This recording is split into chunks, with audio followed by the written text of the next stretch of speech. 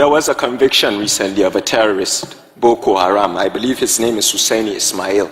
He was convicted for 20 years by a high court.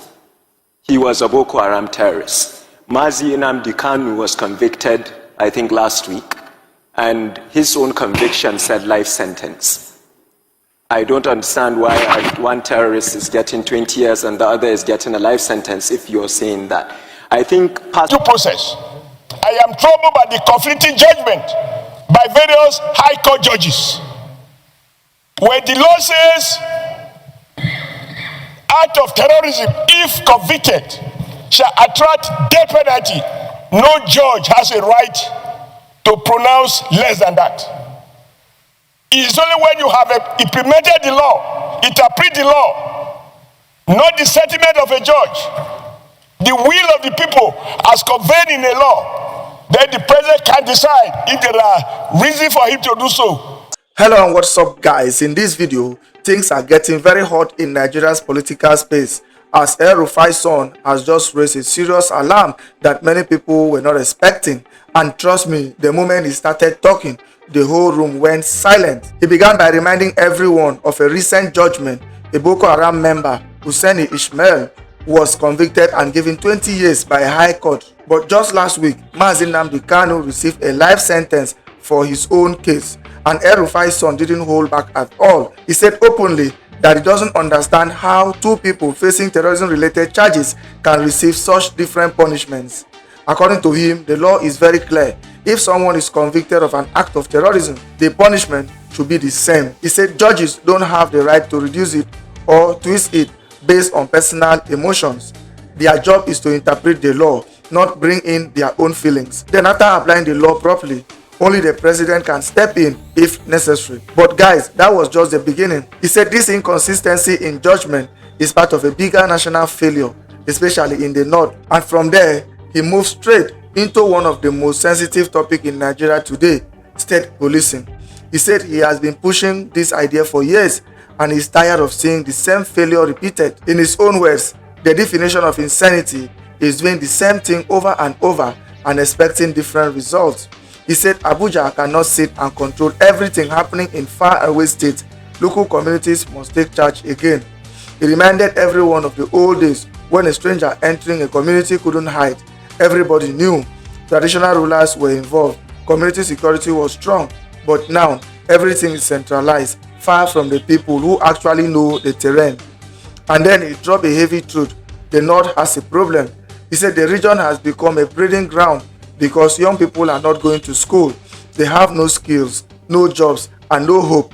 Worse still, they see bandits on TikTok showing off piles of money and they start believing that crime is the fastest route to success. He said it is a collective failure that has been ignored for far too long. He warned that even if Nigeria attracts investments and grows the economy, nothing will change if citizens are not protected. According to him, security officers need better welfare, better training, and recruitment must be digital and transparent, not based on political allocation. And for the grand finale, he told the speaker to his face that there is no more time for empty talk. Nigeria must roll out state police urgently. The fear that governor will abuse it doesn't make sense, he said, because governors already have so much power right now. Guys, everything he said has opened up a fresh national debate. Why is the justice system giving different punishments for similar offenses? Why are young Nigerians getting influenced by criminals online? And is state policing now the only realistic solution left? Guys, I will let you watch this video for yourself so you can see exactly what I'm talking about. Also, don't forget to like, share, and subscribe to this channel if you haven't already done so. Take a look, guys, and remember to share your thoughts after watching. There was a conviction recently of a terrorist, Boko Haram. I believe his name is Husseini Ismail. He was convicted for 20 years by a high court. He was a Boko Haram terrorist. Nnamdi Kanu was convicted, I think, last week, and his own conviction said life sentence. I don't understand why one terrorist is getting 20 years and the other is getting a life sentence if you're saying that. I think Pastor made a good point. There's this idea that justice is served differently and it affects the problem. Mr. Speaker, I'll conclude by saying this. I've been an advocate of state police. I've sought the wisdom of more experienced members like Honorable Sada Soli, Honorable Adodogwa, even yourself and the Speaker. I think the definition of insanity is doing the same thing over and over and over again and expecting different results. Somebody said that earlier. We cannot be sitting in Abuja and expecting operations to be efficient in Benue. We have to go back to communal policing. You that are older than us always tell us there was a time when if a guest comes to a community, everybody knows him. We have to get the traditional leaders involved and go back to state policing. This parliament, under your leadership, and I know the excellent work you're doing in the Constitutional Review Committee, is looking at that. Sir, no time for election talk now. We have to tell the public a timeline to roll this out. The fear that governors will abuse it always shocks me because they already have all that power. I'll finally end by putting myself in trouble as usual. The North has an issue. My honorable sister mentioned why we have become a breeding ground for such things. This is why. We are not sending our children to school. Of late, you have bandits on TikTok holding monies. The younger people, younger than myself, that have no employment and no skill because we've neglected them. It's a failure on all our parts over the years. Mr. Speaker, these young people go on TikTok and see a criminal holding minted cash. It's suddenly exciting. You want to emulate him. Mr. Speaker, we can do whatever we want to do in terms of FDI, IGR, investments, but we are failing in our primary duty, which is to protect the people we serve. We must increase the welfare of police officers. Recruitment should not be by allocation, sir. Each state should provide the exact amount of numbers. It should be digitized. We should look for young Nigerians that want to join the army to serve, not because it's a job that's seen as something else. I'm sorry if I spoke too friendly, Mr. Speaker. We are relying on you and the members of the Constitutional Review Committee to not only follow up with the President's excellent announcement, but to finally roll out state police in this country. I hope I made my point, and I really appreciate the session today. And once again, sorry I came late. Thank you so much. 30 seconds more. You still have another 30 seconds. Oh, I thought I didn't have time, Mr. Speaker. Fine, with the 30 seconds, let me... Sir? What? No, sir. I think the reason why I spoke like that, Mr. Speaker, is the passion is enough. You said something that I appreciated, and Honorable Benson said something earlier, and I was at fault. Shagai and I we were joking about something, and then you said this is not a funny matter. It's not. I also would like to implore all of us here. This is not a time for weddings, for events, as you rightly said, for dinners or public. You know, we should show that. Time up, Honorable Rufai. Thank you very much. Thank you, sir. It's a pleasure. Thank you. We have passed laws that impose death penalty on terrorism. This parliament is on record as having done that. Mr. President, I am troubled when, after all the efforts that security agencies and the prosecuting authorities have to invest to secure conviction, because unfortunately the state cannot behave like a mob. So you have to prosecute, follow due process. I am troubled by the conflicting judgment by various high court judges. When the law says act of terrorism, if convicted, shall attract death penalty, no judge has a right to pronounce less than that. It is only when you have implemented the law, interpret the law, not the sentiment of a judge, the will of the people as conveyed in a law, then the president can decide if there are reasons for him to do so, whether to commute or to reduce. How can an offense that carry death penalty, a judge reduce it to 20 years in prison? That is not acceptable. He has violated the laws passed by the parliament. Number three, sir, and this will be the last. Has that happened in Nigeria already? It has. Somebody convicted of terrorism was sentenced to 20 years in prison. No. Pardon? No. What was it? Can I be allowed to land?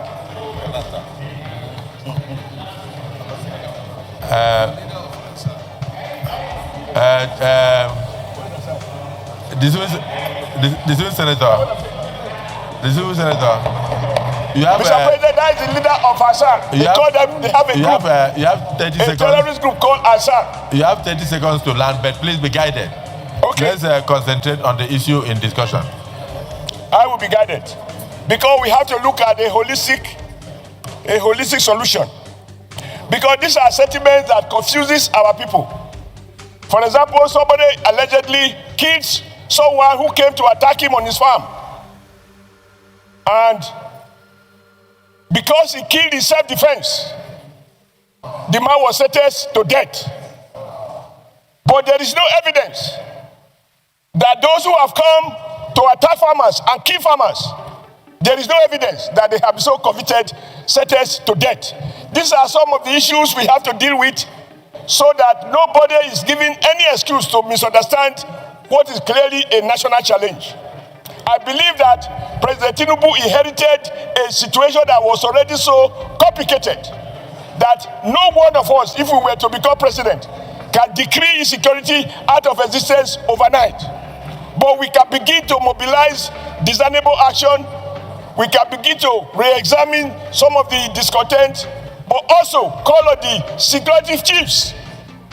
I am sure my colleagues here, you listen when the chief of defense have said there is what they call war economy. That is to say, there are officers who may well be making money from this crisis.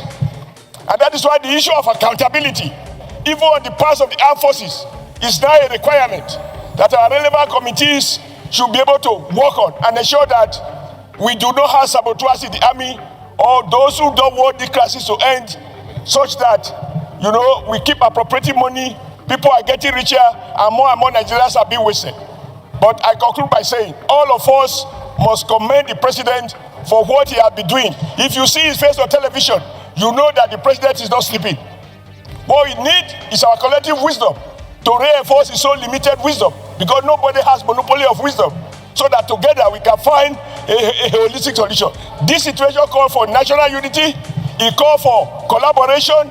We must not talk as Christians or as Muslims. We must not talk as Northerners or Southerners, Easterners or Westerners. It's a national challenge, and we need a national solution. Thank you, Mr. President. Thank you. That the system we have in this country is actively protecting terrorists. Is actively protecting terrorists that benefits them. Because Nnamdi Kanu's own kind of terrorism does not benefit the government, but the one in the north with the ISWAP, clearly it benefits them. Because what do you mean? What? One accused of giving directions was given life imprisonment. The other one that has actively participated, active, when I say active, I mean active participation. Do you know how active you have to be in ISWAP to become a leader? Active participation. He got 20 years in prison. And you keep telling me that our government does not protect terrorists. There was a conviction recently of a terrorist, Boko Haram. I believe his name is Ismail. He was convicted for 20 years by a high court. He was a Boko Haram terrorist. Nnamdi Kanu was convicted, I think, last week. And his own conviction said life sentence. I don't understand why one terrorist is getting 20 years and the other is getting a life sentence if you're saying that. I think Pastor made a good point. There's this idea that justice is served differently. My name is... All right. It's not Simon K that is saying it this time around, right? It's not me that is saying it this time around. People are beginning to say the same thing. This is El-Rufai'S son. He's saying the same thing.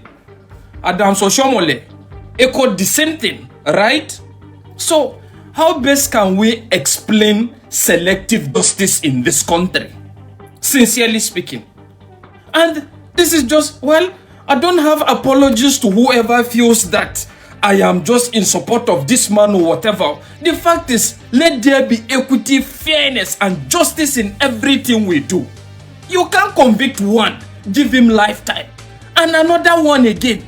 You are now convicting him and giving him 20 years. And the last time I checked, part of the closing remark of the prosecuting counsel, just like I made in that previous video, stated that the judge has no power to actually reduce the sentence less than anything life. So what are we saying? Well, at least this is now vindicating me. And I hope people will pick up on this and let's echo it. This is pure injustice. There shouldn't be any ground for this. If you are that biased somebody that because I get to discover some people actually have a personal problem. most especially when it comes to offenses by another tribe that they consider it to be different when it's committed by another tribe. And this is what is reflecting. So what are we saying?